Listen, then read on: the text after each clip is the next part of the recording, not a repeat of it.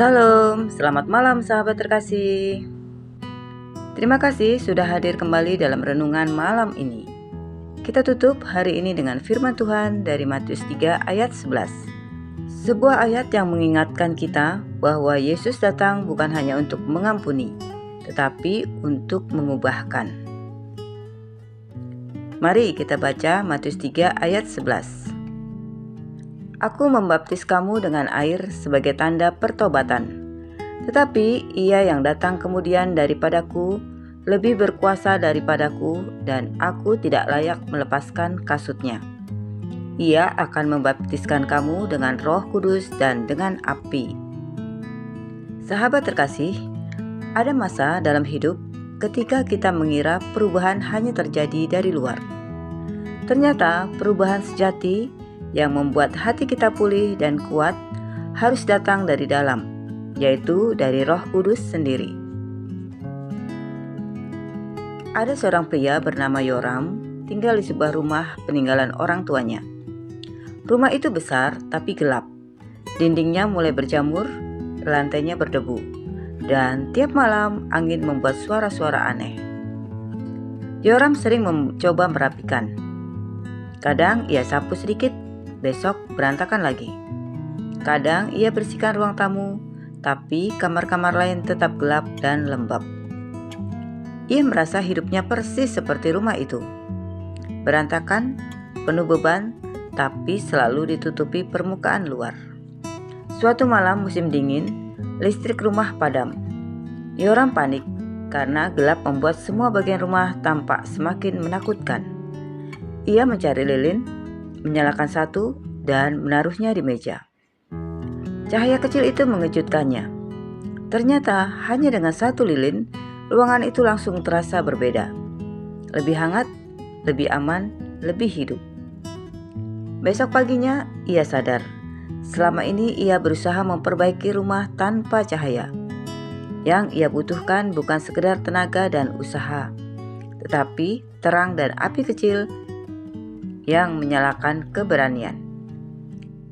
Dari situ, ia mulai menyalakan lilin lebih banyak, membuka jendela, dan perlahan rumah itu berubah menjadi tempat yang penuh kehidupan.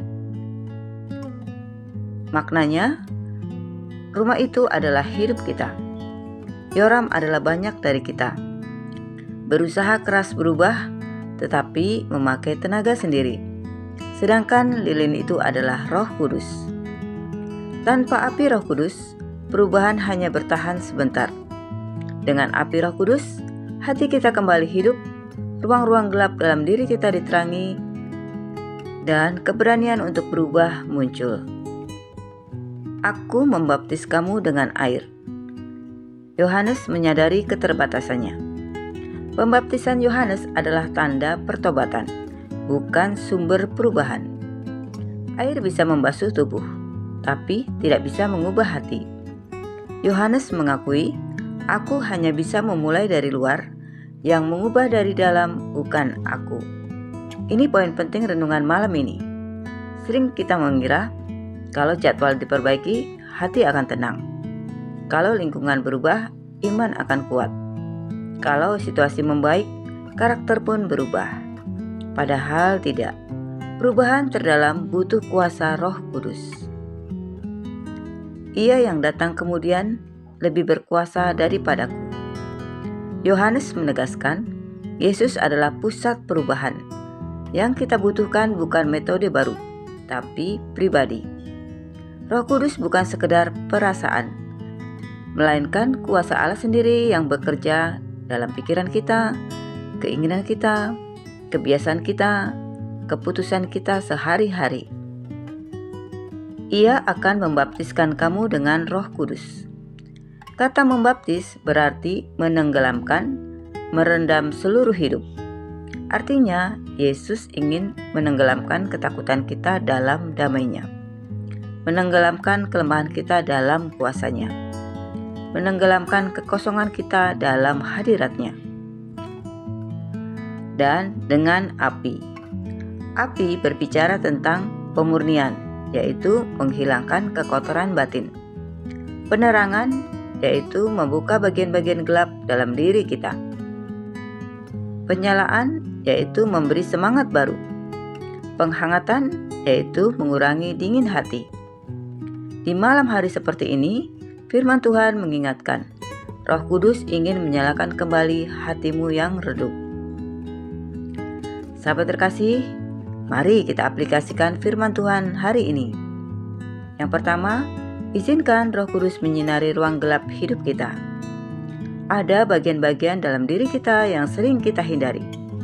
Luka, kekecewaan, penyesalan, stres, kemarahan dalam diam. Tuhan ingin masuk ke sana. Yang kedua, biarkan Roh Kudus memurnikan motivasi kita.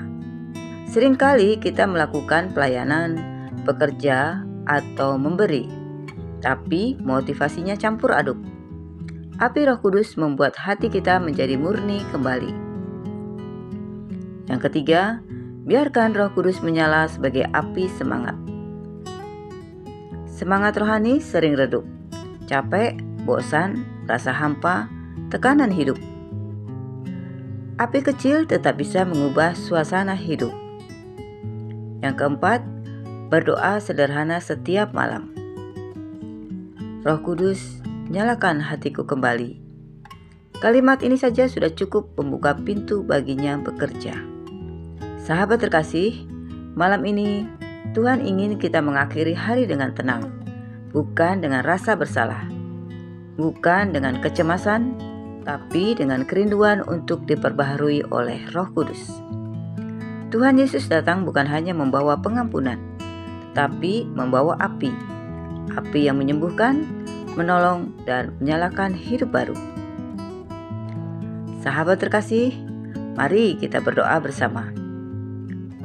Bapa yang Maha Baik, terima kasih untuk firman-Mu dari Matius 3 ayat 11. Malam ini kami datang dengan hati yang mungkin lelah, redup, atau penuh pikiran. Tolong kami Tuhan, kami membuka hati untuk Roh Kudus, nyalakan api semangat baru dalam diri kami. Terangi bagian-bagian gelap hidup kami. Pulihkan kami dari dalam seperti hanya Engkau yang dapat lakukan. Kami serahkan sisa malam ini dan hari esok ke dalam tangan-Mu. Dalam nama Tuhan Yesus Kristus, kami berdoa dan mengucap syukur. Amin. Sahabat terkasih, terima kasih sudah bersama-sama dalam renungan malam ini. Jika firman Tuhan ini memberkatimu, jangan lupa untuk klik like, komen, share, dan subscribe ya, supaya semakin banyak orang dikuatkan oleh firman Tuhan. Sampai jumpa di renungan malam berikutnya. Selamat beristirahat, Tuhan Yesus memberkati.